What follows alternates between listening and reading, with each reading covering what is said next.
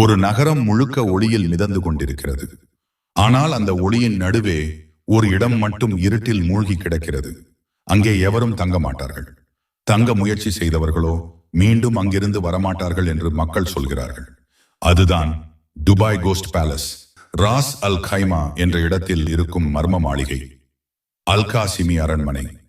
துபாயிலிருந்து 1 மணி நேர பயண தூரத்தில் ராஸ் அல் கைமா என்ற இடத்தில் அரேபிய மரண மாளிகை ஒன்று இருக்கிறது என்று உங்களில் எத்தனை பேருக்கு தெரியும்? ஆம், அழகான மர்ம மாளிகை. இந்த மாளிகையில் 4 மாடிகள், 35 அறைகள், கோடிகளுக்கான அலங்கார பொருட்கள்.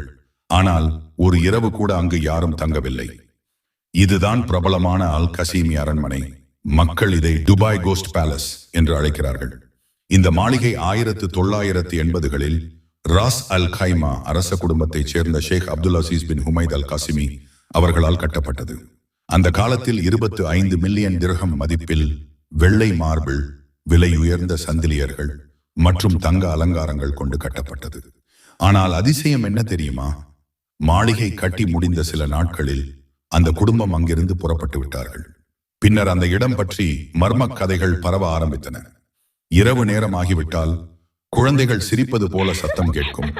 விளக்குகள் தானாகவே எரிகின்றன.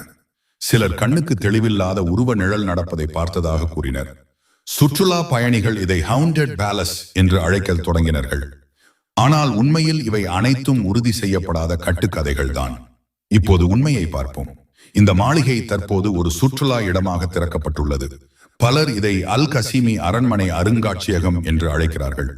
அழகான ஓவியங்கள், பழைய அரண்மனை சின்னங்கள், கலை பொருட்கள் எல்லாம் இங்கு பார்க்கலாம். இந்த மாளிகை ஒரு பாடம் சொல்லுகிறது. மனிதன் எவ்வளவு விலையுயர்ந்த இடம் கட்டினாலும் அதில் அமைதி இல்லை என்றால் அதற்கு அர்த்தமே இல்லை. அல்லாஹ் கூறுகிறான், இந்த உலகம் தற்காலிகம்.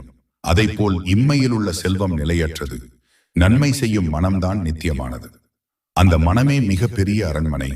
அதுபோலவே நீங்கள் மன அமைதியோடும் நிம்மதியாகவும் எங்கு வாழ்கிறீர்களோ அதுவே உண்மையான அரண்மனை. இந்த மர்ம கதையை பற்றி உங்களது கருத்து என்ன?